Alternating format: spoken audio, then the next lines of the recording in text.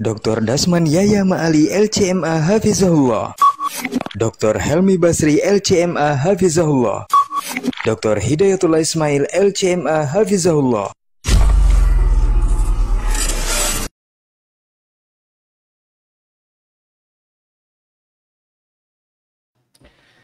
Assalamualaikum warahmatullahi wabarakatuh. Alhamdulillahi wa kafa, wassalatu wassalamu ala abdihi alladhi istafa, wa ala alihi as-sadati syurafa, wa ashabihi al-kiramin nubala, wattabi'ina lahum bi ihsanin ila yaumil iqabi wal jaza. Ashhadu an la ilaha illallah wahdahu la syarika lah jalla wa ala, wa ashhadu anna Muhammadan abduhu wa rasuluh la nabiyya ba'da wa ba'du. Wa pada ibu kaum muslimin dan muslimat, al-hadirin wal hadirat yang dirahmati Allah Subhanahu wa taala. Sengaja di muqaddimah tadi kita berbicara tentang bagaimana Nabi alaihissalatu wassalam datang membawa dakwah ini. Kalaulah manusia terpilih, sang kekasih Allah tabaraka wa ta'ala, satu dari Khalilur Rahman, Nabi kita Muhammad sallallahu alaihi wasallam, tidak luput dari beratnya ujian untuk berpegang teguh kepada agama ini. Karena memang ma'asyil kiram dirahmati Allah, semakin tinggi tingkat keimanan, semakin tinggi tingkat kebahagiaan, maka semakin berat pula ujian. Kemarin ketika di Idul Adha, para khutbah membahas bagaimana Nabi Ibrahim alaihissalam, beliau sampai dimasukkan ke api besar, api unggun, dibakar. Bukan lagi menggenggam bara, dimasukkan ke dalam api yang membara. Belum lagi kisah Nabi Yahya alaihissalam yang digergaji. Belum lagi Nabi Nuh alaihissalam. Dan masih banyak. Yang namanya menegakkan kebenaran itu, menegakkan dinul haq itu memang berat. Dan itu sudah merupakan sunnatullah bagi para anbiya dan pengikut-pengikut mereka. Nabi mengisyaratkan itu, menjelaskan itu. Bada al-Islamu ghariban wa sayaudu ghariban kama bada. Fatuba lil ghuraba. Islam itu pertama kali datang dianggap asing. Asing. Ma'asyil kiram dirahmati Allah. Dulu orang di samping berdoa kepada Allah, mereka berdoa pada Allah. Tadi kita katakan, berdoa pada Allah. Tetapi juga meminta kepada selain Allah tabaraka wa ta'ala. Lalu datang Nabi SAW memurnikan itu. Berdoa itu adalah ibadah. Inti ibadah. Ibadah semuanya adalah doa. Dan tak boleh diberikan kecuali kepada Allah. Wa annal masajida lillah fala tad'u ma'allahi ahada. Sesungguhnya masjid-masjid itu semuanya milik Allah. Janganlah berdoa kepada selain Allah di samping berdoa kepada Allah. Bukan mereka tidak berdoa kepada Allah. Berdoa kepada Allah. Mereka kalau ditanya siapa yang hidupkan mati kan mereka jawab Allah. Nah, Lalu datang Nabi SAW mengembalikan tauhid yang sesungguhnya. Maka dianggap asing. Kenapa asing? Hah?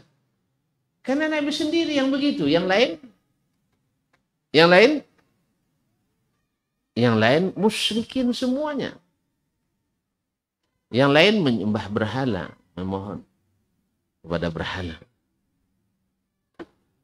Lalu Nabi SAW, ya, ketika orang-orang dulu tidak menghormati perempuan, anak-anak perempuan, tidak dihargai. Bahkan ada di antara mereka yang mengubur bayi perempuan yang baru lahir. Seperti zaman Fir'aun dulu, bayi laki-laki. Kalau zaman jahiliyah, bayi perempuan. Lalu Nabi SAW melarang itu. Asing lagi. Dan seterusnya. Ma'asyarul kiram dirahmati Allah SWT. Jadi mensejajarkan antara laki-laki dan perempuan bagi mereka itu adalah kemungkaran besar. Mereka sudah biasa menjadikan wanita sebagai manusia kasta rendah. Tidak boleh disejajarkan dengan laki-laki dalam masalah hak dan kewajiban. Maksudnya dalam masalah hak dalam beragama. Pokoknya mereka bukan seperti laki-laki. Walaupun dalam Islam juga perempuan tidak seperti laki-laki. Tetapi mereka menjadikannya sebagai tidak mewarisi. Kemudian bahkan diwarisi. Istri ayahnya, bila ayah meninggal, jadi bagian anaknya. Ini kan jahilnya. Di mana dapatnya? Ini satu. Kira-kira rasa. Karena ini kan istri ayah saya. Tentu yang paling berhak mendapatkan. Istri ayah saya yang paling berhak mendapatkan adalah ya saya. Bukan mak dia. Jangan salah paham ya. Istri ayahnya yang bukan maknya dia. Oh, tuan-tuan tidak tahu itu. Soalnya orang dulu jahiliyah istrinya banyak apa sedikit? Terus sekarang? Oh, kita sedikit istri sekarang tuh itulah. Makanya bingung dia. Dulu ada yang istrinya 10, 20. Nah. Jadi ketika ayahnya meninggal, yang bukan ibunya berapa orang? 19. Ini kalau tidak diwarisi rugi. Akhirnya mereka anak-anaknya membagi-bagi. Islam boleh kan? Dalam Islam boleh? Enggak. Bahkan beristri lebih dari satu aja udah enggak boleh lagi kayaknya. Iya. Boleh di sini enggak? Serius ya? Nah? Mana boleh? Nah, mana boleh? Harus izin istri pertama. Dulu bisa diminta tanda tangannya, sekarang enggak, harus datang ke mahkamah. Di rumah bolehlah kita rayu dia, ditekernya surat tuh.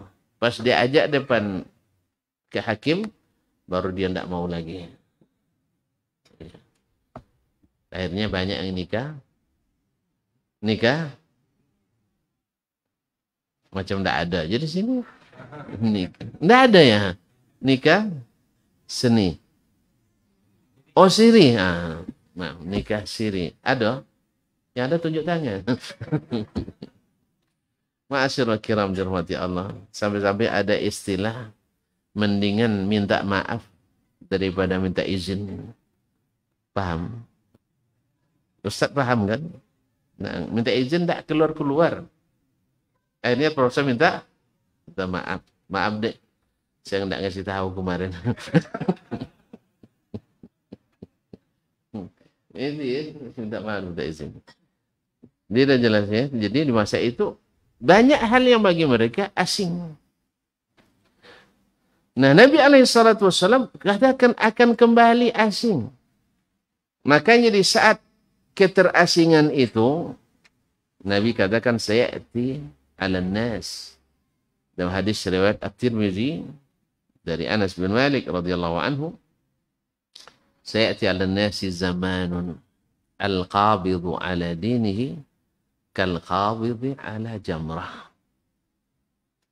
Ini tasbih dari Nabi, balik tasbih yang luar biasa. Saking beratnya memegang agama ini. Coba bayangkan kaum muslimin muslimat. Rajin kita ke masjid. Kita tuduh. Hah? Kita tuduh. Apa? Teroris ya, Masya Allah. Kita tuduh radikal. Serius kita menjalankan agama. Dianggap fundamental. Tidak mau kita ikut agama orang lain. Dianggap intoleran. Iya kan? Apalagi saya? Dan wanita kita memakai pakaian yang syar'i, yang sempurna. Jadi bahan tertawaan. Bahkan ngaji saja kita, di sebagian tempat tidak boleh. Ini beruntung tuan-tuan ini. Alhamdulillah boleh ngaji. Ada sebagian tempat tidak boleh ngaji. Iya, bikin masjid pun tidak boleh. Masya Allah, hebat pejabatnya. Orang bikin masjid tidak boleh, bikin gereja jalan. Camatnya muslim. Ya. Orang bikin masjid dihalang-halangi. Gimana dia tidak halangi? Dia sendiri tidak suka ke masjid. Kemudian kalaupun suka ke masjid, masjidnya tidak boleh panjang-panjang sholatnya. Ada di rapat mungkin buat ini Ramadan terakhir kita. Mantap bunyi mukaddimahnya. Ini Ramadan terakhir. Jadi kita harus betul-betul menikmati. Nah, cuman jangan panjang-panjang sholatnya. Masjid lain dah selesai, kita masih sholat juga tarawih lagi. Gitu. Antara muqaddimah natijahnya beda ya. Jadi Ramadan terakhir, wak mengira kalau gitu cari imam yang bagus, kemudian sholatnya indah, dan cukup lama, karena ya terakhir. Orang kalau pertemuan terakhir, sebentar maunya terlama. Ingin lama-lama dia, saat-saat terakhir. Ini rupanya enggak. Jangan sampai panjang-panjang. Itu imam yang kemarin itu panjang sekali itu. 3 ayat, satu rakaat. 3 ayat rakaat. Inna a'tainakal kautsar, panjang. Kalau bisa inna a'taina itu 3 rakaat. Inna a'tainakal kautsar, Allahu Akbar.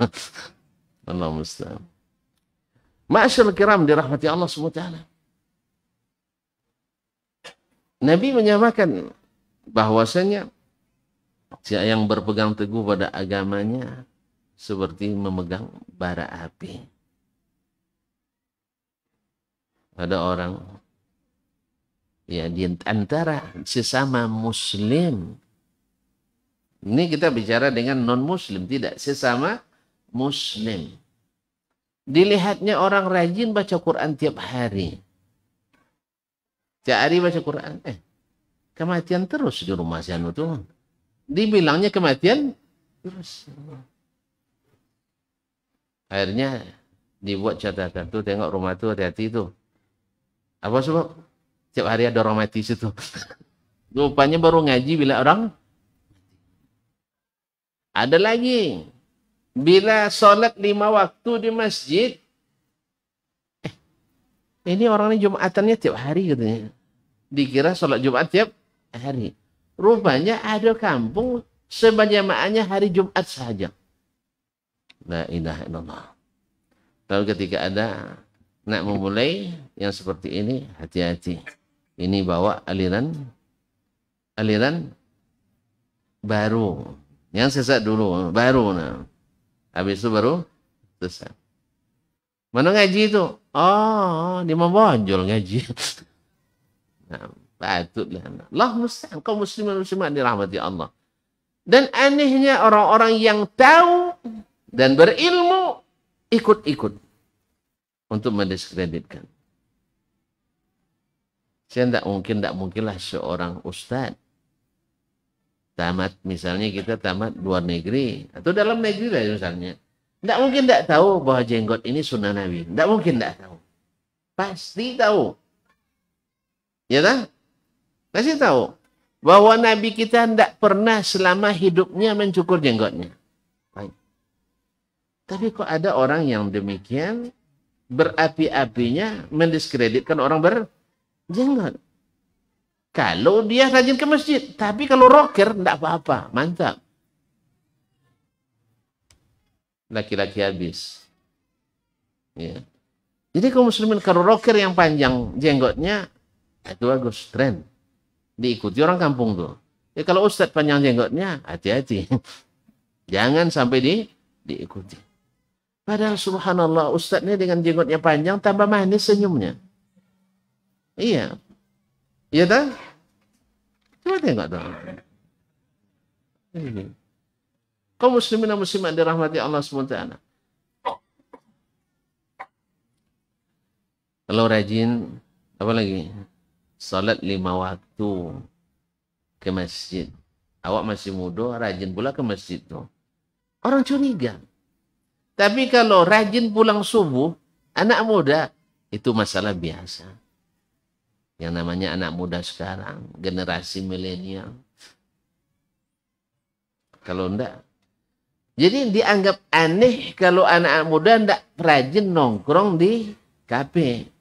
Dianggap aneh anak muda rajin berdiam di masjid dan pengajian. Jadi kita demikian juga di majelis-majelis.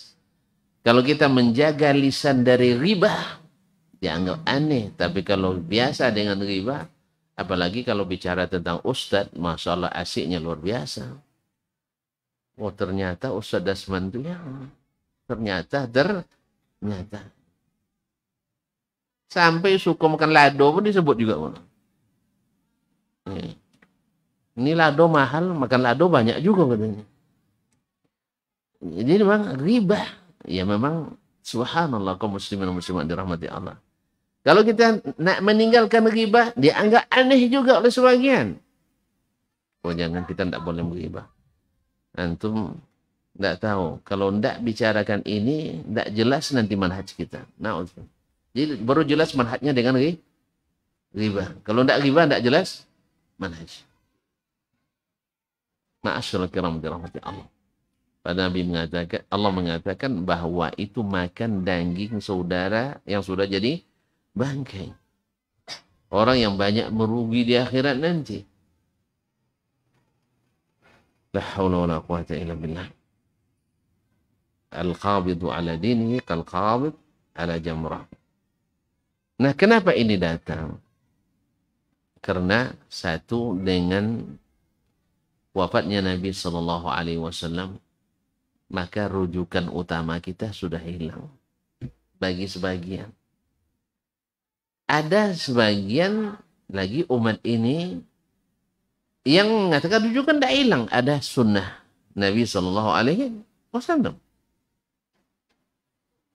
Tapi ada yang bilang bahwa ikut Nabi itu semasa hidup. Kalau Nabi dah mati, ikut agama menurut kepercayaan masing-masing. Subhanallah. Ikut Nabi benar katanya. Tapi masa hidup kalau udah mati, ikut kepercayaan masing-masing. Nah, dengan wafatnya Nabi SAW, Nabi sudah mengatakan akan terjadi perselisihan yang banyak. Perselisihan. Semua melakukan apa yang dia lihat dan apa yang dia pandang bagus. Lalu kita katakan, ini hadis Nabi, ini amalan Nabi, berbagai subuhat pun berterbangan. Ada subuhat, tidak semua yang tidak dilakukan Nabi tidak kita lakukan. Nah, gimana tuh Ustaz? Akhirnya terpaksa pula Ustaz sibuk menjawab 5 halaman tak selesai jawaban. Iya. Tidak semua yang ditinggalkan Nabi mesti kita tinggalkan. Kalau dibuat HP contohnya. HP, Nabi tak pakai HP, wajib ditinggalkan. Memangnya ada HP zaman Nabi? Ada HP zaman Nabi? Ada. Terus gimana Nabi kita katakan Nabi meninggalkannya? Ada aja nggak ada? Kan nggak ada HP zaman Nabi? Adanya ada HP di zaman Nabi, lalu dia tinggalkan dengan sengaja, kita mesti tinggalkan dengan sengaja. Untung nggak ada HP zaman Nabi. Untung nggak ada HP zaman Nabi. Kalau enggak, susah Ustaz ceramah. Ya, nggak ada HP, kadang nggak ada sinyal, hilang ilmunya. Kaum muslimin dan muslimat yang dirahmati Allah. Atau dibuat misalnya mobil nggak ada zaman Nabi. Berarti harus juga ditinggalkan. Ya akhi. Pertama, orang yang mengatakan ini dia tidak mengerti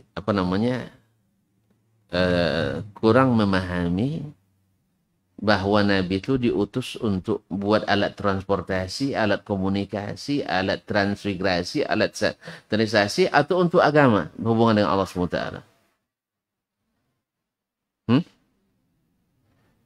Kapan dihukum sesat orang jahiliyah itu? Kapan dihukum sesat? Karena pandai memanah kan?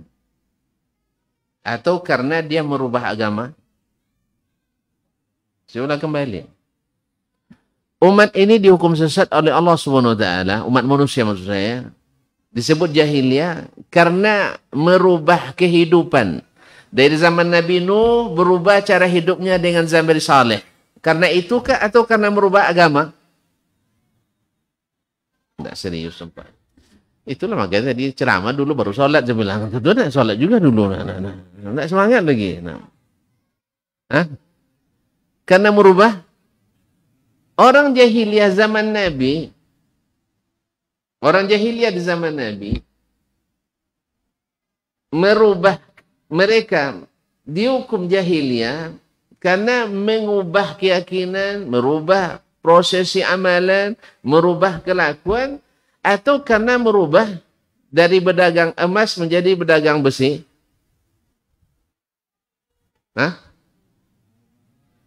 Taib sampai hari ini antum dituduh sebagai aliran sesat karena mengubah cara beragama atau karena merubah bentuk masjid. Itu merubah cara beragama ya. Iya, dianggap sekarang yang kembali memurnikan ajaran agama, mengikut Nabi sallallahu alaihi wasallam dan para sahabatnya sebagai orang sesat. Sampai ada yang mengatakan kalau ikut Al-Quran dan hadis saja sesat kita. Lalu ikut apa tidak sesat? Ikut ustaz. Terus ustaz itu bilang sesat pula sama ustaz yang lain. Ada yang mengatakan itu. Mengikuti Al-Quran dan hadis sesat nanti antum. Jadi saling menyesatkan ini karena urusan agama atau urusan HP. Gara-gara orang naik haji dulu pakai kapal, sekarang pakai kapal terbang. Ya, oh iya. Jemaah haji sekarang aliran sesat. Kenapa? Pakai pesawat terbang. Begitu. Dulu orang musafir istirahatnya di bawah pohon kayu. Sekarang orang rehatnya di hotel berbintang. Gara-gara nginap di hotel berbintang, sesat alirannya. Sesat? Ya enggak. Ya Pak. Gara-gara bekerja di pabrik. Dulu udah ada pabrik. Lalu dianggap aliran sesat? Enggak. Kapan dianggap aliran sesat? Kenapa kita saling menyesatkan? Kapan? Ketika masalah agama. Jadi kaum muslimin dan muslimat, maka apa masuknya HP? Apa masuk mikrofon ke dalam? Oleh itu kaum muslimin dan muslimat, jadi banyak juga yang tahu tapi seperti tidak tahu. Seperti tidak tahu dan ikut-ikutan untuk menjadikan beragama itu berat. Agama itu tidak panas, agama itu dingin, akhi. Itu lihat Nabi kita, dingin apa panasnya? Hah? Naam. Ajarannya rahmatan lil alamin, wa ma arsalnaka illa rahmatan lil alamin. Kenapa dia menjadi rahmat? Fabima rahmatin minallahi linta lahum. Nabi itu linta lahum, lunak kepada mereka karena rahmat Allah Subhanahu wa taala. Kemudian Nabi SAW itu mulia akhlaknya, wa innaka la ala khuluqin azim. Engkau berada di atas akhlak yang agung. Kenapa? Karena khuluquhul Quran. Akhlaknya adalah Quran. Jangankan penyayang kepada manusia, kepada hewan dan tanaman saja beliau penyayang. Kan ketika Nabi dulu belum ada mimbar khutbah, bertelekan kepada pohon kurma. Ketika Nabi pindah ke atas mimbar, kurmanya menangis. Ada matonya? Hah? Ada mulutnya? Terus? Berarti kalau menangis mesti ada mulut. Berbicara sudah ada lidah? Enggak. Jelas ya, ini masuk bab akidah nih. Nanti jangan masuk ke situ dulu. Ramai nanti. Dia kaum muslimin muslimat.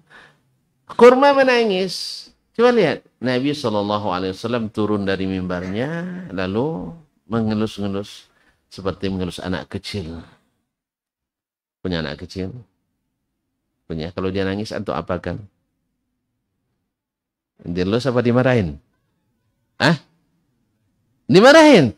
Subhanallah. Nabi tidak gitu saya. Nabi elus. Nah. Jadi kalau kaum muslimin dan muslimat, jangankan bergurau, bercanda dengan orang sebaya, dengan anak kecil pun Nabi bercanda. Bagaimana kalau kita ikut Nabi, lalu menjauhankan Al-Quran dalam diri, menjadi seorang teroris, menjadi seorang radikal. Kecuali antum berpendapat Nabi itu adalah radikal dan teroris. Tetapi begitulah fitnah di akhir zaman. Dan Nabi kabarkan itu pasti terjadi. Antum tidak bisa ngelak. Pasti terjadi. Ya, nak dipegang orang mata nyorot kita semua. Tak dipegang mata malaikat nyorot kita. Antum pilih yang mana? Hah? Gara-gara itu aja kamu lemah, kata malaikat. Lebih baik kita disorot oleh mata orang daripada disorot oleh mata malaikat. Nah, kan malaikat catat itu. Gara-gara takut dibilang teroris, besok subuh tidak lagi sholat di sini. Banyak. Alhamdulillah negeri ini, alhamdulillah masih sangat bagus. Banding banyak-banyak negara. Dulu sebagai negara Arab, teman saya orang Tunisia, orang Aljazair, kalau libur pulang kampung, hari libur musim panas, besok ini sudah tidak ada jenggotnya lagi. Apa aja Haji? Saya dikasih dua pilihan. Pilihannya hilang jenggotmu atau hilang nyawamu. Paham maknanya? Artinya, kalau tidak mau cukur jenggot, tidak akan ketemu keluarga, dan mungkin tak tahu lagi kemana perginya. Alhamdulillah kita kan tidak ada kan? Tidak ada kan, paling-paling dicemooh. Kan ya kan? Nah, itu aja biasa. Paling-paling ini bilang kambing. Kambing barokah. Idul Adha jadi korban. Ya kan? Allah musta'an. Bilang aja alhamdulillah. Untung dibilang kambing. Untung dibilang kambing. Nabi dibilang gila. Nabi dibilang gila. Hampir semua Nabi dibilang gila sama orang. Kadzalika ma atal ladzina min qablihim min rasulin illa qalu sahirun au majnun. Enggak, sedemikianlah. Demikianlah. Setiap diutus Nabi atau Rasul, Mereka pasti mengatakan kepadanya tukang sihir atau orang gila. Alhamdulillah, antum kan pernah dibilang gila kan? Ya, ya sebab kalau antum sudah bilang gila, wali itu. Kalau ustaz sudah gila, wali. Makanya kalau nak gila jangan jadi, kalau nak jadi apa? Kalau nak jadi wali jadi ustaz gila gitu. Nah, Allah Ustaz. Makanya alhamdulillah sampai sekarang belum disebut gila. Karena kalau disebut gila nanti dianggap wali. Jadi takut orang menganggap kita wali itu. Alhamdulillah. Nabi SAW bilang gila. Pahit perjuangan Nabi SAW. Tetapi yang keluar daripadanya selalu manis. Ini yang paling patut kita lakukan. Walaupun pahit yang dimasukkan ke dalam tubuh kita. Perkataan. Kalau bahasa kampung kita tidak termakan asam kan. Perkataannya. Ya, marah memang. Tapi kata pepatah orang tua kita. Biar pecah di perut. Jangan pecah di mulut. Tahu pecah di perut? Nah. Pecah di perut tahu?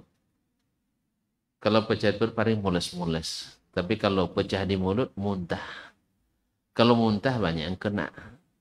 Awak sakit, orang terbawa. Ya tak? Tapi kalau pecah di perut, mules-mules. Paling kita sendiri yang menahan. Orang lain tidak terlibat. Jelas? Hah? Jadi kalau pecah di perut, masih lebih mudah untuk diobati. Daripada pecah di mulut. Banyak harus dibersihkan. Atau karpet dibersihkan, baju orang dicucikan. Kalau dia marah pula nanti, ayo. Nah. Oleh sebab itu, biar pahit masuknya, dibilang, apa tadi dibilang? Sesat. Ya, bilang sesat kan? Dibilang keras. Jangan semakin keras kita. Ini enggak sesama ngaji semakin keras juga. Itu masalah juga memang. Sebagian kita semakin ngaji semakin keras. Mulai di kaki keras, bahu keras, hati keras. Ngaji baru 3 hari enggak menghukum ustaz pula. Baru 3 hari ngaji. Dah sunnah namanya. Sudah itu baru cari.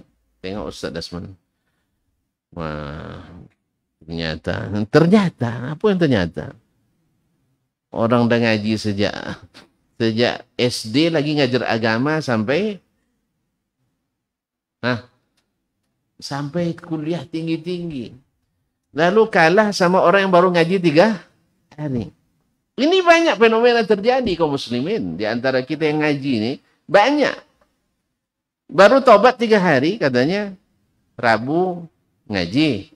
Kamis potong celana. Jumat panjangkan jenggot. Sabtu berfatwa. Harusnya tidak begitu. Jadi Rabu ngaji. Ya Kamis panjangkan jenggot. Senin Jumat gunting kaki. Gunting apa namanya? Celana. Sabtu berdakwah. Jangan menghukumi. Menghukumi itu bukan urusan kita. Ini berapa banyak fitnah terjadi sampai ke tingkat ustadz gara-gara pengaduan jemaah. Apa salahnya? Janggutnya pendeknya. Janggut tidak tumbuh-tumbuh, cuma tidak banyak. Orang Indonesia mah. Hutan Indonesia itu kan banyak di hutan. Kalau Arab kan hutannya tidak ada, di sini banyak hutannya. Nah, kan lebat-lebat jenggotnya orang Arab tuh. Awak kan hutan tuh banyak tuh, jalan itu banyak hutan. Sehingga di sini tidak ada jenggotnya. Yang dipaksa pula. Ya saya? Nah. Ma'asyiral kiram dirahmati Allah. Yang kedua, ya tadi penyebabnya mulai terjadinya hal-hal seperti itu, wafatnya Nabi. Wafat Nabi itu kan ini subhanallah musibah besar. Karena referensi utama sudah hilang. Kalau kita taruhkan sunnah, ini sunnah Nabi, ini hadis Nabi. Dia bilang, itu menurut pemahaman antum. Ini pemahaman guru antum. Iya kan? Padahal gurunya itu bahasa Arabnya itu juga. Nabi bahasa Arabnya itu juga. Tapi perkataan Nabi tidak boleh dipahami langsung. Perkataan Ustaz boleh dipahami langsung. Tidak adil namanya itu. Nabi bahasa apa? Bahasa Arab. Ustadznya bahasa apa? Bahasa Arab. Trip. Perkataan Nabi tidak boleh dipahami langsung dengan bahasa Arab. Perkataan Ustadz boleh dipahami langsung bahasa Arab. Adil tuh? Enggak. Kalau bahasa Nabi bisa bahasa Arab, mana lebih fasih bahasa Arab Nabi atau Ustadz? Hah? Mana lebih fasih? Nabi lebih fasih. Kata Imam Syafi'i rahimahullah. Tidak satu pun orang Arab yang menguasai seluruh bahasa Arab kecuali Nabi SAW. Sebagaimana tidak satu pun ulama yang menguasai sunnah semuanya kecuali Rasulullah SAW. Ya, tidak ada ustadz antum yang menguasai seluruh sunnah. Kalau untuk tidak percaya panggil sini kita uji. Ya, saya biasa nguji orang hadis. Saya tes nanti. Pasti ada yang luput dari ini, bukan perkataan siapa, perkataan Imam Asy-Syafi'i rahimahullah ta'ala.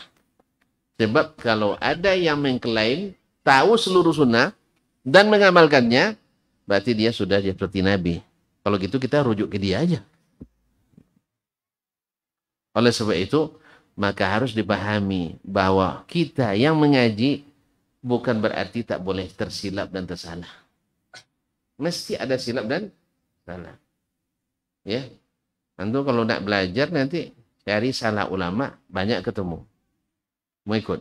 Kita kumpulkan. Kesalahan Imam Malik, kesalahan Imam Ahmad, kesalahan Imam Syafi'i. Mau? Saya tidak mau. Buang-buang waktu. Buang-buang waktu. Jelas? Lebih baik antum cari mana sunnah Nabi SAW. Lalu pahami dia dengan imam-imam tersebut. Jelas? Alhamdulillah. Jelas ya? Udah jelas, selesai kita. Itu baru sebab pertama.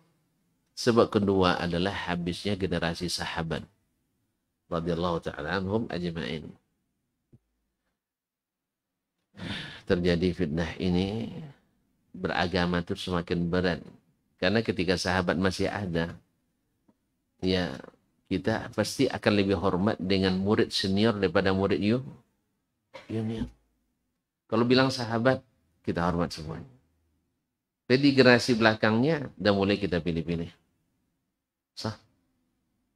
Mana yang antum lebih hormat pada Abu Bakar Siddiq radhiyallahu anhu daripada Profesor Abu Bakar? Abu Bakar Siddiq, tahim. Tapi tidak profesor saya. Hah? Hah? Iya, sahabat Nabi SAW. Murid Nabi langsung alaihissalatu wassalam. Ini sebab kedua. Karena di zaman dulu, ya ketika terjadi gerakan Khawarij, lahir gerakan Khawarij, mereka kembali ke sahabat. Mereka lihat, oh ternyata tidak satu pun sahabat yang terlibat. Lahir aliran Syiah, mereka kembali ke sahabat. Ternyata tak satu pun sahabat yang terlibat. Lahir aliran, apa lagi? Qadariyah di Basrah. Mereka rujuk lagi ke sahabat. Tidak ada juga sahabat yang terlibat. Subhanallah. Satu-satunya generasi yang semua anggotanya tidak terlibat dalam satu pun bid'ah adalah sahabat. Generasi setelahnya campur-campur. Walaupun kadarnya berbeda. Antara masa tabi'in dengan zaman kita, mana yang lebih banyak ahlinya? Yang terlibat bid'ah atau yang tidak terlibat? Hah? Ustaz, antum takut-takut nampaknya. Ya, dah, enggak usah lah. Kalau itu kalau takut enggak usah. Kalau takut enggak usah. Kita bisa nanti absen yang Syiah berapa. Terus Khawarij berapa. Yang Mu'tazilah berapa. Tapi antum dituduh Khawarij kabarnya ya. Kaum muslimin wa muslimat. Jadi yang menyimpang lebih banyak. Sebab kata Nabi SAW akan berpisah atau terpecah menjadi 72, 73. Antum hafalannya lebih hebat dari saya nampaknya. 72, 73.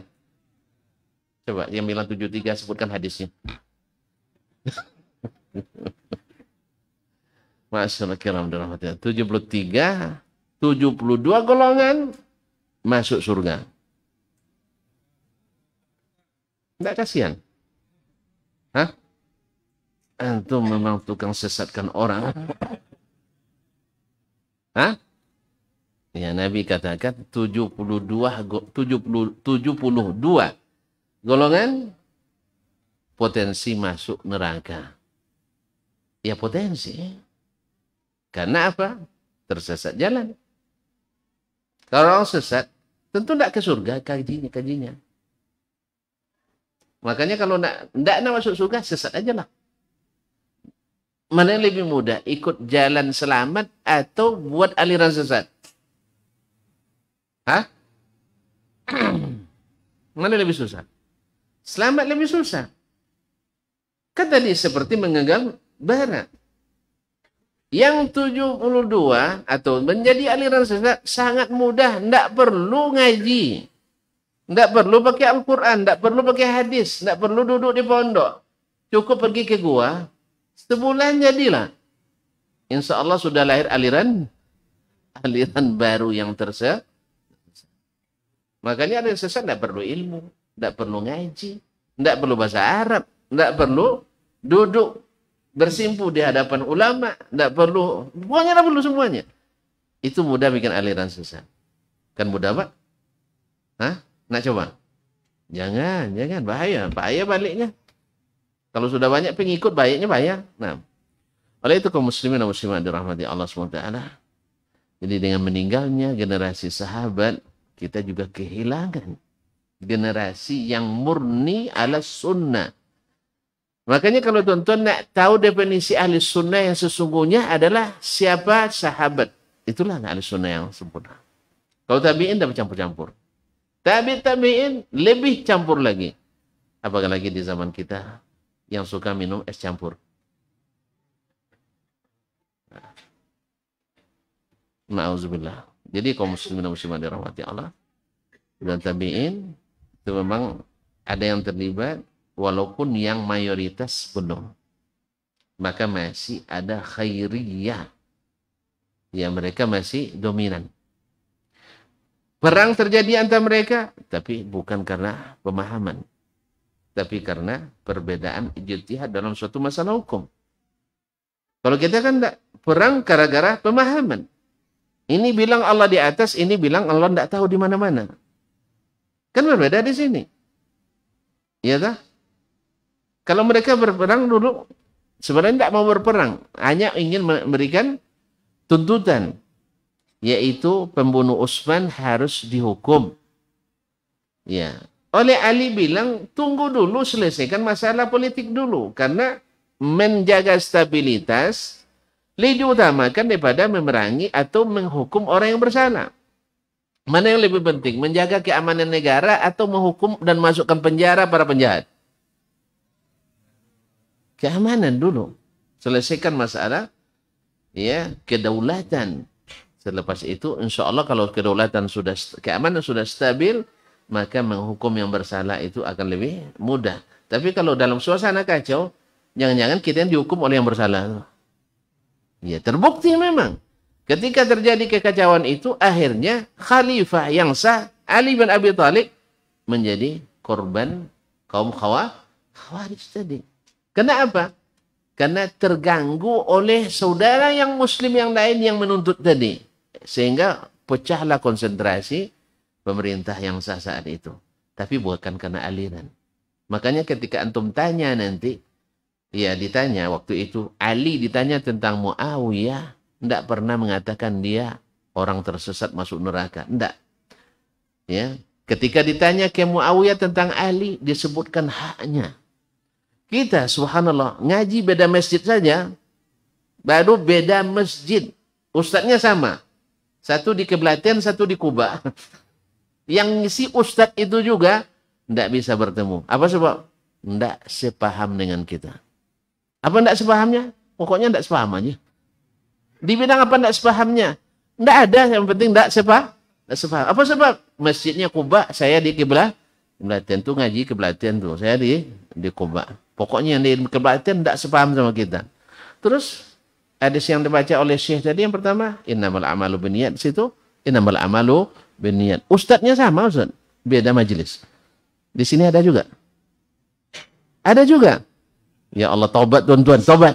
Nah, memang bukan hanya di sini, di kami pun ada. Di awal-awal dulu, sekarang mungkin banyak juga.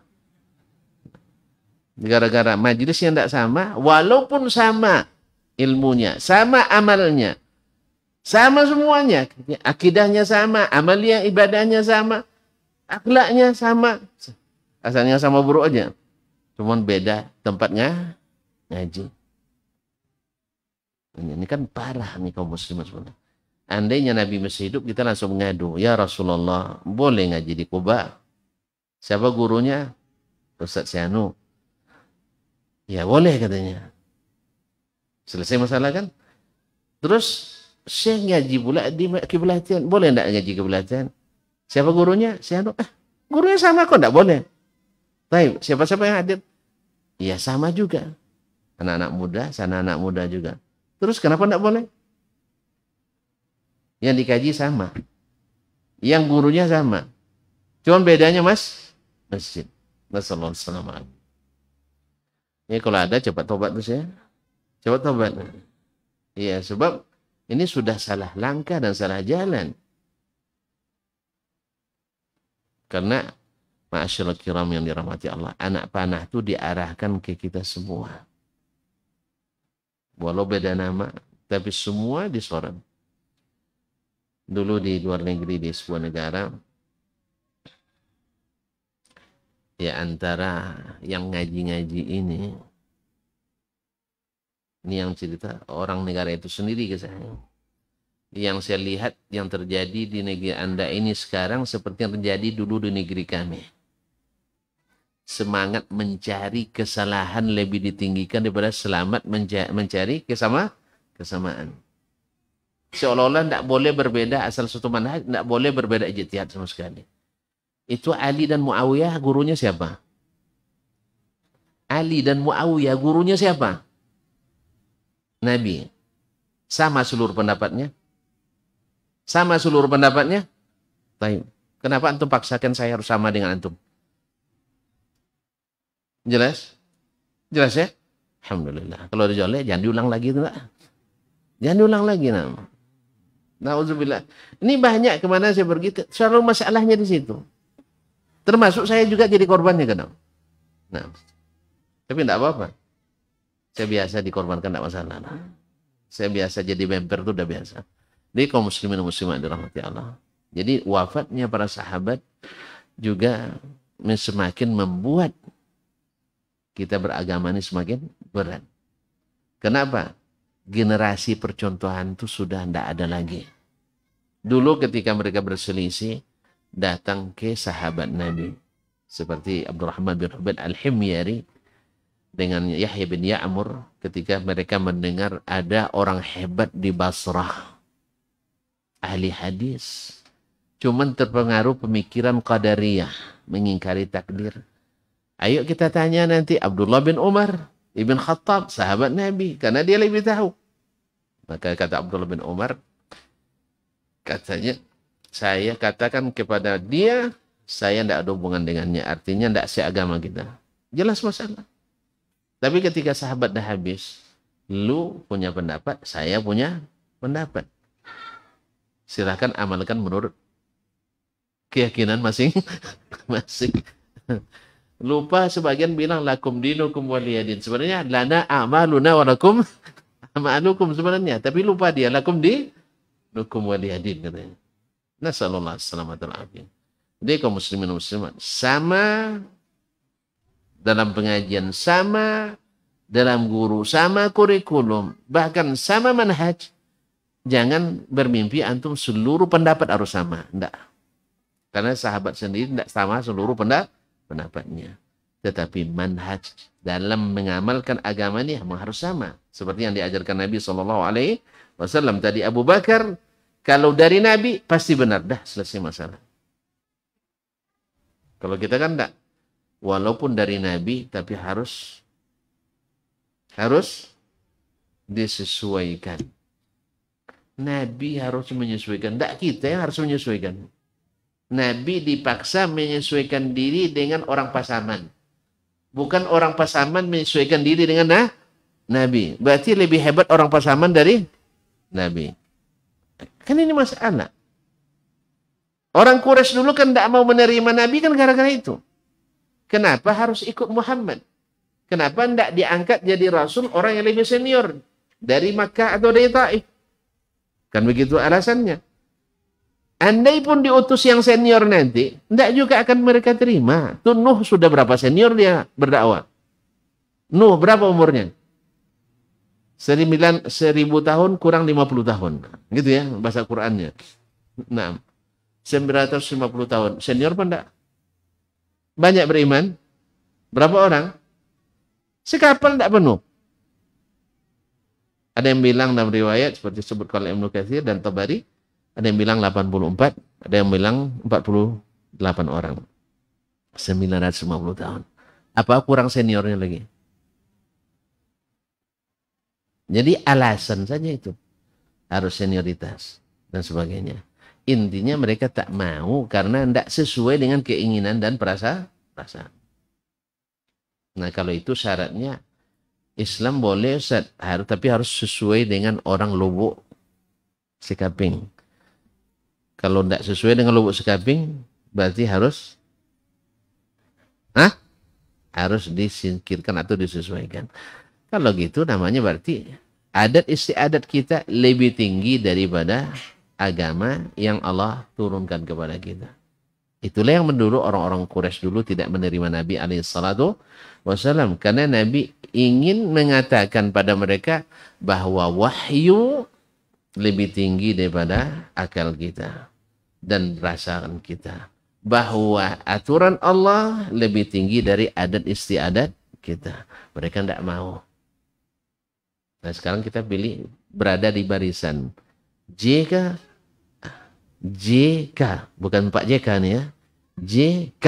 Nah, tahu J itu? Jahil ya? Atau di barisan RK, Rasulullah Sallallahu Alaihi Wasallam. Rasul katakan wahyu lebih tinggi dari akal dan perasaan kita. Orang jahiliyah bilang tidak diterima kecuali sesuai akal dan perasaan. Nabi bilang syariat Allah lebih tinggi dari adat istiadat kita. Orang jahiliyah bilang adat istiadat lebih tinggi dari aturan syariat kita. Nah, pilih yang mana? Jelas. Nah, di saat seperti kebanyakan memilih adat istiadat, kebiasaan, keturunan temurun, tentu memegang yang hak itu, ad-dinul hak itu, amalan yang saleh itu, sesuai dengan ilmu yang diajarkan, akan terasa lebih berat. Sudah berapa sebab disebutkan? Wafatnya Nabi, wafatnya sahabat. Yang ketiga, lemahnya umat dalam berpegang teguh pada Al-Quran dan Sunnah Nabi SAW. Lemah dalam berpegang teguh pada Al-Quran dan Sunnah. Ini faktornya kurang ikhlas menerima atau karena syubhat yang senantiasa menyambar kita. Tadi dikatakan tidak semua yang ditinggalkan Nabi harus ditinggalkan. Tidak semua yang dikatakan Nabi harus kita kerjakan. Ya kalau kita kata ini perkataan ini benar, tidak semua tinggalkan Nabi harus kita tinggalkan. Tapi kalau sengaja Nabi tinggalkan yang harus kita. Baik kaum muslimin dan muslimat yang dirahmati Allah. Kalau tengok pandangannya sudah lain. Ya, katanya 1,5 jam tadi. Ini baru 1/2 jam. Bahkan baru 1/2 jam kan? Sudah sampai 1/2 jam belum? Baik, kaum muslimin muslimat dirahmati Allah.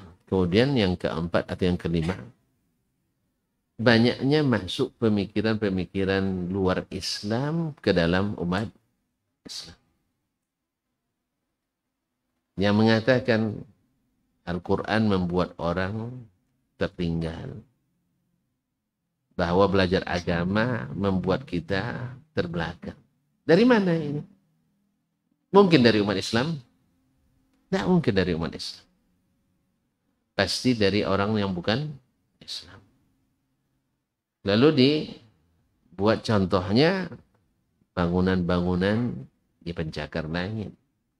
Kita bukan untuk bangun bangunan pencakar langit. Justru itu tanda kiamat sudah dekat itu. Kita bukan itu memakmurkan bumi ini. Bumi ini dimakmurkan dengan ibadatullah. Dengan tauhid. Jelas ya? Bukan untuk membangun bangunan bertingkat. Karena yang bangun bertingkat itu akan segera hancur. Iya tak? Kemudian yang menikmatinya rata-rata adalah orang yang jauh dari Allah. Tapi bukan tidak, boleh pula, silakan bangun antum. Tapi itu bukan tujuan utama. Nah, ketika itu dimasukkan dalam pemikiran kita, jadilah agama sebagai kepentingan terakhir, bukan kepentingan utama. Bahkan ketika agama anggap menjadi penghalang bagi kemajuan, maka agama diperangi. Kamu buang atau kamu artinya kamu buang bara tadi biar nak selamat atau kamu tak selamat. Semoga Allah SWT memberikan kita kekuatan untuk itu. Fatuba lil ghuraba. Bahagialah orang-orang yang dianggap asing itu. Siapa mereka? Al-ghuraba itu man saluha inda fasadin nas. Orang yang tetap saleh sekalipun orang sudah rusak. Dan riwayat lain dikatakan man yuslih ma afsadahun nas. Orang yang memperbaiki apa yang dirusak oleh masyarakat. Jadi bisa saleh di saat orang rusak atau menislah apa yang sudah dirusak. Dari keduanya yang paling sulit adalah menislah. Jadi subhanallah. Oleh sebab itu kaum muslimin dan muslimat dirahmati Allah, mudah-mudahan kita diberikan kekuatan oleh Allah SWT untuk sentiasa kokoh dan istiqamah. Kokoh dan istiqamah. Karena apa? Janjinya bagi kita sangat menggiurkan. Satu, orang yang beribadah di zaman-zaman fitnah itu adalah seperti ibadah 50 orang dari sahabat. Pahalanya. Ajrul amil minhum ka ajri khamsina. Orang yang beramal di masa itu sesuai dengan yang diajarkan Allah dan Rasulnya, pahalanya pahala 50 orang. Minhum au minna ya Rasulullah. Dari kalangan mereka atau dari kalangan kami? Bal minkum. Dari kalangan kalian. Tapi jangan bermimpi pula lebih afdal dari sahabat. Enggak. Ya, sahabat itu lain. Nah, tadi saya katakan sempurna mereka satu generasi tak terlibat masuk ahlul bid'ah dan tidak pula ahlul hawa. Maka ketika terjadi perselisihan balik ke mereka. Karena itu pesan Nabi alaihi salatu wassalam. Ya, sama-sama kita coba ya. Kita coba. Kalau saya terpeleset, antum bantu, jangan ditolak. Jelas? Paham maksud saya? Kalau saya terpeleset, tolong pegang tangan saya. Angkat saya naik kembali. Jangan, alhamdulillah jatuh. Matilah. Jangan. Ini gembira orang buat salah. Ini semangat seperti ini harus dihilangkan ini. Semangat bergembira melihat saudara kita salah. Memang apa untungnya kalau saudara kita salah? Apa untungnya bagi kita? Ada. Kaum muslimin dan muslimat dirahmati Allah SWT. Bila dalam suatu masalah agama tersilap ustadz ini. Lalu ustadz itu bilang, jangan hadir majelis dia. Dia tidak pernah hadir di majelis itu. Siapa yang rugi? Siapa yang rugi? Semuanya rugi. Dia rugi, ini rugi. Besok murid mencari salah dia lagi. Akhirnya orang udah ngaji pun tidak mau ngaji apa semua. Tidak ada ustadz yang betul semuanya. Dicari ustadz yang tidak salah. Mana ada di dunia ini ustadz yang tidak salah. Hanya urusan, hanya Rasul-Rasul saja yang tidak ada yang tidak salah. Kalau ustadz mesti ada salah. Maka semangat untuk memperbaiki harus dikedepankan daripada semangat untuk semakin merusak. Wallahu musta'an. Karena tidak sedikit orang dia tidak bisa ngisi di tempat itu. Tapi ada ustadz yang di bawah itu derajatnya, jangan ikut. Akhirnya orang tidak ngaji. Dia datang sekali 15 tahun. Apa yang bisa dibuat sekali 15 tahun? Ustaz? Jelas? Belum jelas juga? Ya, dia tidak mulai jelas. Kalau udah jelas, sudah Pak, tahu saya maunya itu. Nah, jadi kaum muslimin dan muslimat dirahmati Allah. La haula wala quwwata illa billah. Antum tidak rela nampaknya. Ada yang mau disampaikan? Hah? Oh, ada pertanyaan. Dengan janji, kalau tak sulit. Karena sulit Ustaz ini yang jawab. Nah. Saya yang soal saya berdasar mudah-mudah. Assalamualaikum. Assalam. Mengapa dalam kitab hadis Arba'in Imam Nawawi meletakkan hadis niat di halaman pertama? Ini salah ini pertanyaannya. Bukan halaman pertama. Hadis pertama. Hadis pertama.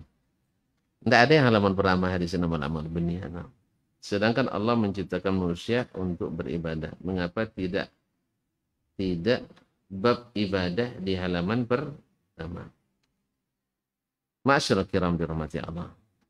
Ibadah itu syarat diterimanya adalah niat. Mana yang lebih dulu, niat atau ibadahnya? Saya sholat dulu niatnya belakangan. Hah? Saya sholat dulu niatnya belakangan. Saya ngaji dulu niatnya belakangan. Kalau ada yang tidak berniat tadi bagi ngaji lillah, dah habislah pahalanya. Ada yang tidak berniat sholat tadi, tidak sah sholatnya. Maka didahulukanlah niat. Termasuk menuntut ilmu.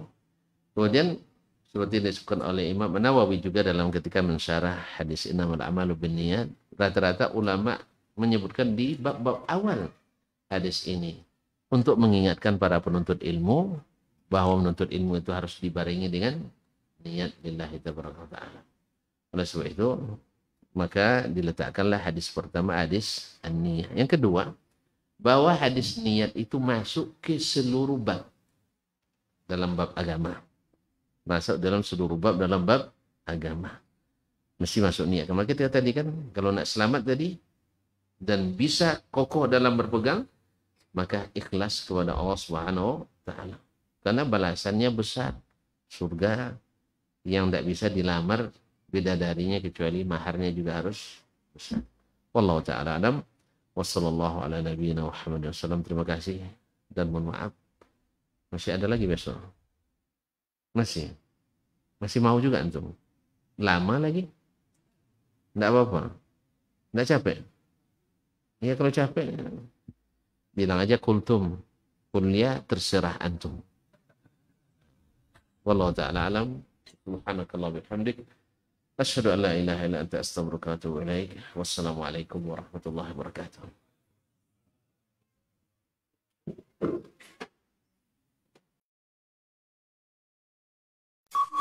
Dr. Dasman Yaya Ma'ali LCMA Hafizahullah, Dr. Helmi Basri LCMA Hafizahullah, Dr. Hidayatul Ismail LCMA Hafizahullah.